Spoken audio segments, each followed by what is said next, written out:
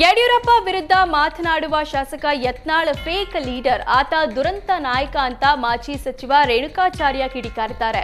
ಚಿಕ್ಕಮಗಳೂರಿನ ಲಿಂಗಾಯತ ಸಭೆಯಲ್ಲಿ ಮಾತನಾಡಿದ ಯತ್ನಾಳ್, ಯಡಿಯೂರಪ್ಪ ಮತ್ತು ವಿಜಯೇಂದ್ರ ನಮ್ಮ ಸಮಾಜದ ಮುತ್ತು.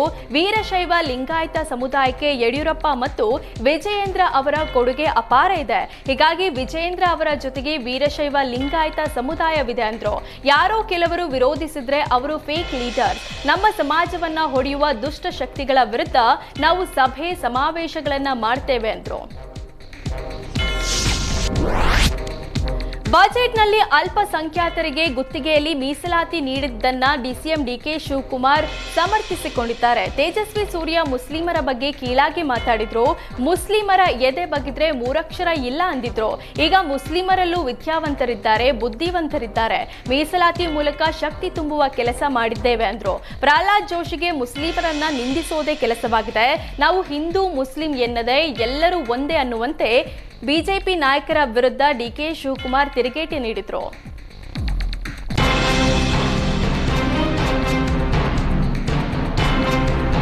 ಬಸ್ ಮೆಟ್ರೋ ಪ್ರಯಾಣ ದರ ಏರಿಕೆ ಬೆನ್ನಲ್ಲೇ ಜನರಿಗೆ ಮತ್ತೊಂದು ಬೆಲೆ ಏರಿಕೆ ಬಿಸಿ ತಟ್ಟಲಿದೆ.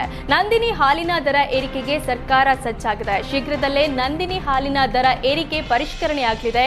ಪ್ರತಿ ಲೀಟರ್ಗೆ 5 ರೂಪಾಯಿ ಹೆಚ್ಚಳ ಮಾಡುವಂತೆ ಸರ್ಕಾರಕ್ಕೆ ಕೆಎಂಎಫ್ ಪ್ರಸ್ತಾವನೆ ಕಳಿಸಿದೆ. ಕೆಎಂಎಫ್ ಅಧ್ಯಕ್ಷ ಭೀಮಾ ನಾಯ್ಕ್ ನಂದಿನಿ ಹಾಲಿನ ದರ ಏರಿಕೆ ಸುಳಿವು ನೀಡಿದ್ದಾರೆ. ಮುಖ್ಯಮಂತ್ರಿಗಳ ಅನುಮತಿಗಾಗಿ ಕೆಎಂಎಫ್ ಆಡಳಿತ ಮಂಡಳಿ ಕಾಯ್ತಿದೆ. ಸಿಎಂ ಅನುಮತಿ ಸಿಕ್ಕ ಬೆನ್ನಲ್ಲೇ ಹಾಲಿನ ದರ ಏರಿಕೆ ಮಾಡಲು ಕೆಎಂಎಫ್ ಸಿದ್ಧತೆ ಮಾಡಿಕೊಂಡಿದೆ. ಬಜೆಟ್ನಲ್ಲಿ ಹೊರಗುತ್ತಿಗೆ ನೌಕರರನ್ನ ಕಡೆಗಣಿಸಲಾಗಿದೆ ಅಂತ ದಾವಣಗೆರೆಯಲ್ಲಿ ನೌಕರರು ಪ್ರತಿಭಟಿಸಿದ್ದಾರೆ. ರಾಜ್ಯ ಸರ್ಕಾರ ಎಲ್ಲಾ ಮಾದರಿ ಪೌರ ಕಾರ್ಮಿಕರನ್ನ ಕಾಯಂಗೊಳಿಸುವ ಭರವಸೆ ನೀಡಿತ್ತು. ಹೊರಗುತ್ತಿಗೆ ಕಸ ವಿಲೇವಾರಿ ಚಾಲಕರಿಗೆ ಗುತ್ತಿಗೆದಾರ ಪದ್ಧತಿ ರದ್ದುಗೊಳಿಸಿ ನೇರ ಪಾವತಿ ಮಾಡುವ ಭರವಸೆ ನೀಡಿತ್ತು. ಆದರೆ ದಾವಣಗೆರೆ ಮಹಾನಗರ ಪಾಲಿಕೆ ಕಸ ವಿಲೇವಾರಿ ಚಾಲಕರು, ನೀರು ಸರಬರಾಜು ಸಹಾಯಕರು ಇನ್ನು ಗುತ್ತಿಗೆದಾರರ ಹಿಡಿತದಲ್ಲಿರುವಂತೆ ಮಾಡಿದೆ.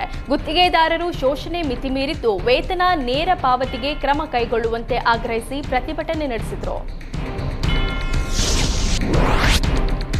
ಪತ್ನಿ ದಪ್ಪ ಆಗಿದ್ದಾಳೆಂದು ಕಿರೀಕ್ ತೆಗೆದು ಹೆಂಡತಿ ಮಾವನ ಮೇಲೆ ಸೈಕೋ ಗಂಡ ಹಲ್ಲೆ ನಡೆಸಿದ್ದಾನೆ. ಬೆಂಗಳೂರಿನ ನೆಲಗೆದರನಹಳ್ಳಿಯಲ್ಲಿ ಈ ಘಟನೆ ನಡೆದಿದೆ. ಪುಲಿ ಸಾಯಿ ಕುಮಾರ್ ಎಂಬಾತ ಪತ್ನಿ ಮಾವನ ಮೇಲೆ ಹಲ್ಲೆ ನಡೆಸಿ ವಿಕೃತಿ ಮೆರೆದಿದ್ದಾನೆ. 2021ರಲ್ಲಿ ಪುಲಿ ಸಾಯಿ ಕುಮಾರ್ ರಮ್ಯಾ ಮ್ಯಾಟ್ರಿಮೋನಿ ಮೂಲಕ ಪರಿಚಯವಾಗಿ ಮದುವೆ ಆಗಿದ್ರು. ಇತ್ತೀಚೆಗೆ ಪತ್ನಿಯ ಸೌಂದರ್ಯದ ವಿಚಾರಕ್ಕೆ ಪದೇ ಪದೇ ಕಿರಿಕ್ ಮಾಡ್ತಿದ್ದಂತೆ. ಮದುವೆ ವೇಳೆ ಸಣ್ಣ, ಈಗ ದಪ್ಪ ಆಗಿದ್ದಾಳೆ ಅಂತ ಟಾರ್ಚರ್ ನೀಡ್ತಿದ್ದಂತೆ.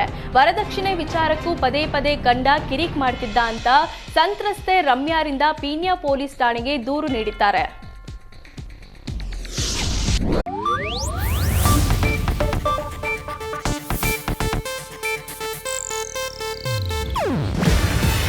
ಇದು ಏಷ್ಯಾನೆಟ್ ನ್ಯೂಸ್ ನೆಟ್ವರ್ಕ್ ಪ್ರಸ್ತುತಿ. ನೀವು ನೋಡ್ತಿದ್ದೀರಾ ಏಷ್ಯಾನೆಟ್ ಸುವರ್ಣ ನ್ಯೂಸ್.